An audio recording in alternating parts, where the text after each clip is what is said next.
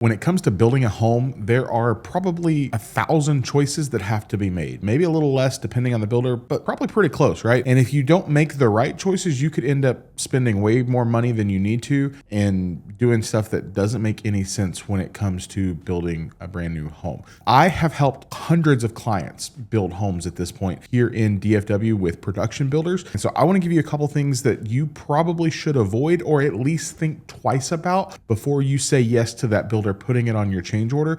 Some of these things are just simple, and I'll give you reasons why. Some of them are a little bit more nuanced, and a couple of them are probably a little bit of personal preference that I would get into based on just what we've seen clients choose with their builds before. So if we haven't met before, my name is Zach. My team and I, we sell new construction real estate here in DFW. That's what we do, whether you're building from the ground up, which is a crazy fun experience, or you're buying off of a builder's inventory. I'm here to help answer any questions, especially if you are relocating into Dallas, or even if you're already here. Like, I love our people that are here, but we have a ton of people relocating into Dallas and are choosing to buy in these brand new neighborhoods.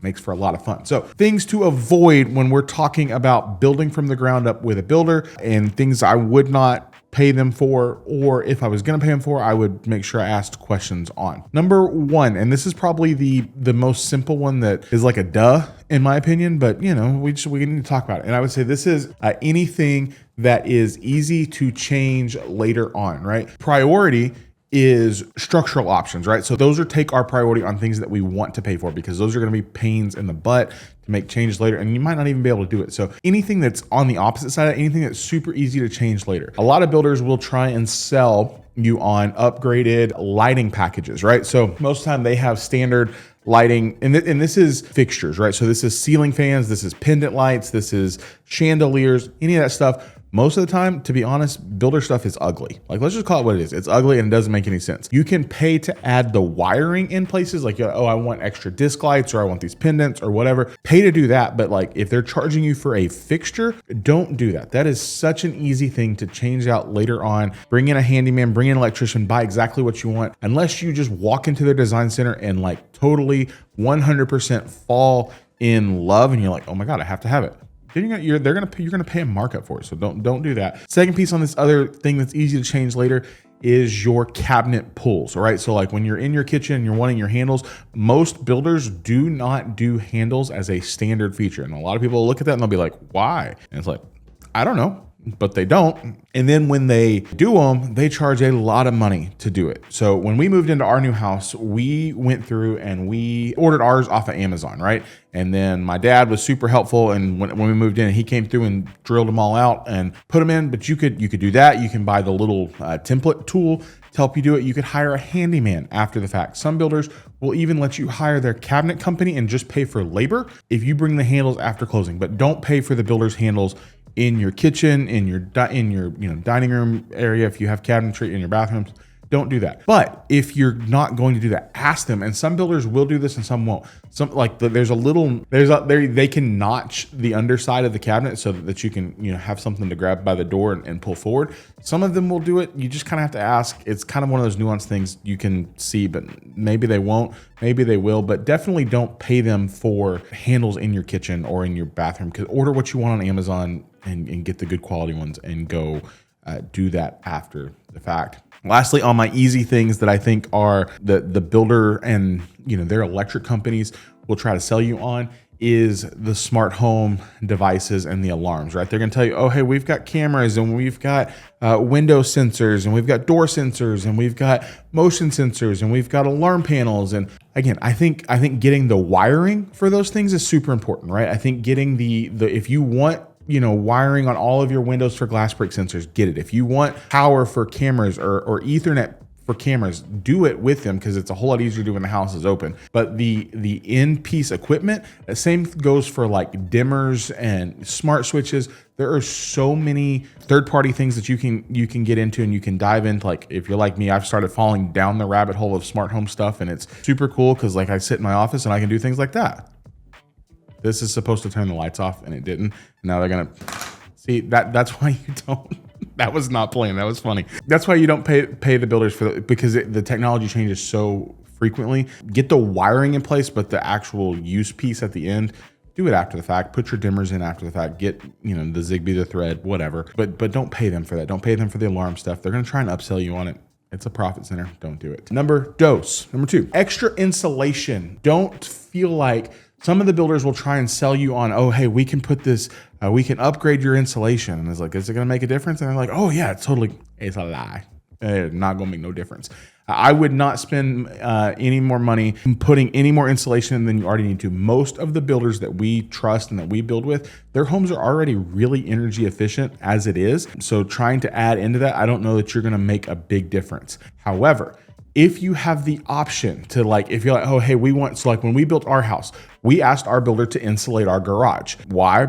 Mainly because I wanted it insulated. So we asked them because most builders don't insulate garages. So we asked them to insulate our garage. We also added wiring. If we ever decide we want to add a mini split, an AC unit out there, we didn't do it with the builder. We have basically the plug out there, but I wanted our garage to be extra insulated. So you can add it there. The other two places I might consider it, not as a whole home thing. I would consider it if you have a plan that has a media room and it's like an interior, because most of the time when you look at a home, they're only going to insulate the exterior of your house. Not every room is insulated against the next. So if you have a room that you're going to use as a media room or a theater room and you're wanting to dampen the sound, I would consider asking if they can insulate that. And I would consider asking if they can insulate your master bedroom, especially if you don't want to traumatize your children and your bedroom is going to be close to them. And I'll leave it at that. Or if you just snore really loud. Can I test my smart home thing again?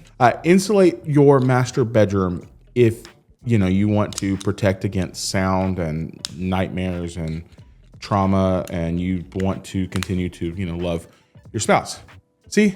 Smart home, that's what it's supposed to do. Number 3, and I might get a little bit of hate for this, but I would not spend the money on uppers in my kitchen. So you see a lot of these builders, when you go into their model homes, their kitchens, their cabinets in their kitchens, they go all the way up to the ceiling. And they add the extra row on top of that. And some of the builders that are really, really fancy go glass up in those cabinets. And I just do not feel like it is practical, right?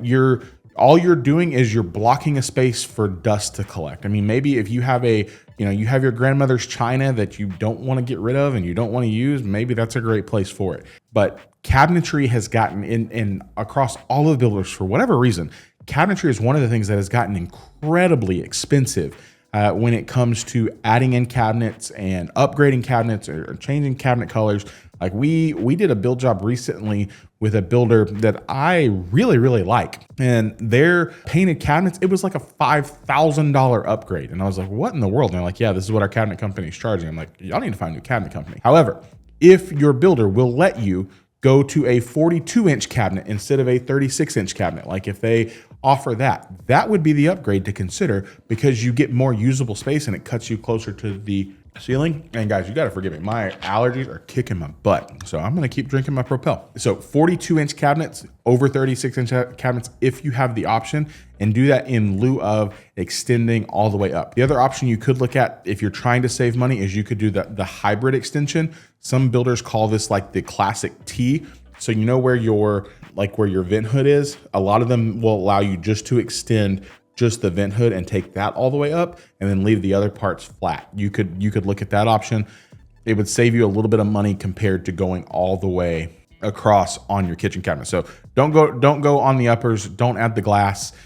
In the same respect, as we're talking about cabinets, let's stay on that for a second. I am kind of anti the hutches and the dining room hutch, the fireplace hutch, the built-ins in the study.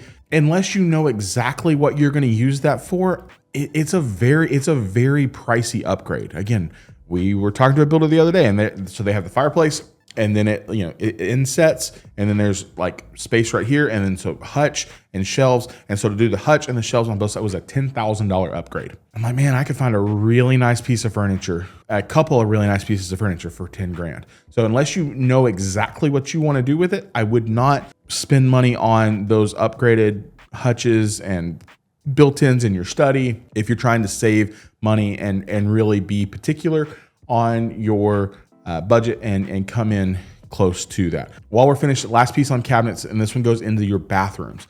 most builders will do like a cultured marble countertop in your bathrooms, right? And so it's like the marble top that's basically the sink is cut in, right? You know what I'm talking about? Like it's cut in and it's one singular piece. That is great for bathrooms. Some of them will try and ask you to upgrade. Hey, do you want to upgrade to a granite or quartz countertop? Save the money, don't do it. Or if you're gonna do it, only do it in your primary bathroom. Your kids do not need fancy countertops in their bathrooms. Your guests, you don't want them staying a whole long time because they're guests. Leave it alone. Keep it where it is. If you're in, this is like a don't spend and do spend. So don't do that. Do spend money on comfort height toilets, because if you know, you know. Like if they offer you the ability to get your toilets raised up and your thrones higher, do those while you're spending money in the bathroom. So don't take out the cultured marble countertops. Keep it where it's at. Don't put the uppers in the kitchen. Don't put the glass in. Kind of all of those things. Next one. And while I'm giving you this, these next couple are kind of more, the first three are like, hey, these are just like principles I live by, more or less. These are kind of personal preference, and I have reasoning for them. So I welcome you to disagree with me, and please tell me if I'm wrong. I love to hear that I'm wrong.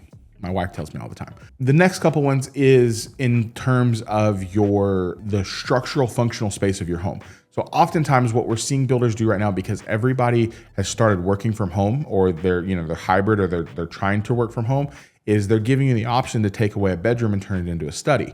And really all that does in a lot of plans is it takes away the closet and it makes a single door a double door. Here's the thing. I think you can either, one of two options. Either A, find a plan that already has a study in it, don't take away a bedroom, or B, use that bedroom as a functional study and keep the closet. It's gonna help you long-term on the resale side. So bedroom wise, right? Like in order to count as a bedroom, I think you need a window, like an egress point, and a closet right there. That is a better use long-term, like selling a house that's a 4-bedroom, 3-bath versus a 3-bedroom, 2-bath is going to hold its value better. And then you could use it as an office space. So don't take the option to convert that into a study. Just use it as a study. While we're talking about structural upgrades, same thing. This is kind of I'm a little 50-50 on this. So I've seen people do both ways, and I don't know that one answer is right or wrong. A lot of times you will see options to where it's like, hey, we can take away like hall closets and turn them into bathrooms. I'm actually a fan of that because it allows, again, resale wise, it allows more space, and it's a valuable use. The downside is you lose your storage space, but it means you're keeping less stuff. So, and if you can ever make bathrooms converted into an ensuite, that is a win. So do those things. Like if I had the option to go from a closet to a bathroom, I would do it. If I had the option to go from a powder bath to a closet, like if it was taking it away, I don't think I would do that. Just because, again, people on the resale side, the functionality side, I think want more usable bathroom space. As we're talking about structural stuff, let's go outside for a minute. Many builders will have their standard covered patio, and then they'll start adding in extended covered patios. And sometimes those extended covered patios are massive, and it's like, oh my gosh, this feels like it's really, really worth what we paid to extend our cover. So in our house, when we built, we did it. We actually waited for the builder to redraw the plans. Like, hey, we're adding a new patio. Like, what's it gonna look like? I don't know. When's it gonna be ready? I don't know. Well, how much is it gonna cost? I don't know. We waited, and I gotta tell you, it was 100% worth it because it more than doubled the size of the patio that was standard on the plan, and it's all covered, and it was 100% worth it. I would say do that. If the builder has a plan where it's like, hey, we have an extended patio and it like bumps it out like 3 feet and it's expensive, don't do that. Instead, have them pour you additional concrete flat work, which most builders will do at a very affordable price, and then you can cover it later. So if it's going to add usable space and it's going to like make sense, I would extend the patio. Like I would pay to extend the patio. If it's gonna be like, oh, hey, look at that. We just did a little thing. It's so cute. I would not, because either way, it's gonna be expensive because they're extending the roof line, they're extending the foundation. So if it doesn't make a massive shift on the like usable space, don't do it. Instead, pay for the flat work with the concrete, and then you can cover it later. While we're talking about your patio, this one might get me in trouble. I am not a fan of the large glass sliders. I have yet to find a builder that does them for like under $10,000. They're all super expensive and they look really, really pretty in a model. I'm just worried about how functional they are because I know what it's like in July here when every part of my body sticks to the other part of my body and I don't want to be outside. I don't know. They're to me, unless you have a big, massive, grand living room space and and your patio is not like, if you have a house that like your backyard faces west because the sun rises in the east and sets in the west, and you're going to put that big slider back there, it's going to be hot and you're not even going to be able to keep it open. And then the freaking bugs, like our mosquitoes and cicadas and all that stuff. I think I would rather have wall space and I would save my money. There are some plans that it looks really, really good in, but I think that is the exception, not the norm. And so that would be one of those things I would cut it. I would not spend the money there. Before I give you any of those, if you're like looking at this, you're like, I don't even know where I would start on a floor plan. I got you. Have a resource. It's going to be right there, or it's going to be right there. Take your pick. We'll put the QR code on both sides. Why not? Because it's fun. Or maybe we'll take the side camera over here and we'll put it really big. Anyway, QR code. This will take you to a tool that we built for you that you can browse by builder, you can browse by floor plan, you can browse inventory, and you don't have to look at anything that is resale. It's all new. And so if you're like, I just want to figure out where to start, that would be a great place for you to start. You can check it all out. I promise I will not blow up your email by you doing that, but it is a resource for you guys to start browsing and hopefully kind of start looking at some floor plans that might make sense for you and your family. Or the other thing while you're on that website, before I give you these things, is if you're not from Dallas, we have a relocation guide on there. It's got some really cool recommendations in terms of locations and builders. And it's got a couple of my favorite restaurants. So like if you're like, hey, we're coming into town, where should we go? Check that out. You can grab it. Again, not going to blow you up, spam you, all that stuff. Couple more things. These are more, one of these is a functional thing and one of these is a design thing. So I think I am in the avoidance stage of pot fillers. Like I know they look really, really pretty and they're very aesthetic and everybody loves the Instagram look, but can we be honest? Most of the time your sink is here, your stove is here, and you could like just go and be like, I'm gonna spin in a circle. You don't need a pot filler. You just don't. They're expensive and it's one more piece of plumbing to break. I'll leave it at that. And even at the end of the day, once you're done cooking that spaghetti, because I know that's what you're all going to use it for, you still have to take the pot to the sink and dump the water. They're expensive. I have people do them. Not a fan of them. I wouldn't do it. Another one that's really popular right now that a lot of builders are doing are these faux wood beams. They're expensive. They are not structural. Most of the time, not structural. I wouldn't do it. I would DIY that thing later. Save your money on that. Again, if you're going to spend your money building, spend it on the structural stuff. Spend the things that are going to eat the most of your budget. And I'll give you a couple of these tips and then we can do a whole nother video on this. Things that are going to eat the most of your budget is all of your structural options. So adding in the bedroom or adding in a bathroom or adding a third car garage or extending those garages, that's going to eat a big portion of the budget. When we get to design, kitchen, cabinets and countertops, and flooring, those are the big rocks that take away most of your money. If you want to figure out your budget, a healthy way to budget this is assume you're going to spend somewhere between 12 to 15%, give or take, over the cost of the base price. Like that's about average. And then you subtract out whatever incentives that you have from the builder. 12, 15, that's about what we see most people spend. So let's do some math real quick. So, all right, so let's say your base price on your house is 400 and you're going to spend 13% additional on that base price to get to where you need to be. So 400,000 times 0.13 is $52,000. So it's going to get to about 450. And then you're going to back out all of your design selections or your design incentive. That is a healthy margin for that neighborhood. You don't want to be too far under. Of course, you can probably get a little underneath that depending on your choices. You probably get a little above that depending on your choices. But for the most part, 10, 12, 13-ish% of the base price of your home would probably be how I would spend my money on upgrades. Be very careful because sometimes a lot of builders on their elevations, as you change elevations, your price goes up. So some of you will be very okay with just the base level elevation, but just know the more letters or numbers they add to that elevation, the more expensive it's going to get. And it's like a 3 or 4 part upgrade. So you upgrade your elevation and then you're like, oh, we want the white brick. And it's like, oh, of course you do. We're going to get you. Gotcha. Upgrade there. And you're like, oh, we got to have stone. Well, yeah, well, you got to pay for the stone. Oh, well, it doesn't look right with normal mortar. We got to have buff mortar. And it's like, okay, crap. Well, let's do that. Oh, well, our house really needs black windows. And I'm not telling you not to buy black windows because we paid an ungodly amount for our black windows and I love them. They look so good. But if you want the black windows, the black trim framed windows on your house, most builders, I don't know why they're so expensive, but you're going to pay for that. So if you're upgrading as you're looking at it, you want your elevation to look right. And I know some people like, I got to see it every day. And I'm like, again, sometimes you're going to just kind of go like, you know, the Febreze commercial where they're like, hey, you've gone nose blind. Don't build an ugly house, but you're going to go blind to it because you're going to pull in, park in the garage and go inside. But elevations, just be really, really careful because brick, stone, all of that, like those upgrades compound and they can eat into that budget. So those are some of the things I would avoid if I was building. If you have questions, I would love to help you. Our contact information is right down below. Send me an email, text me. I love text because I'm a millennial. It's super fun. Set up a Zoom call and we can have this conversation.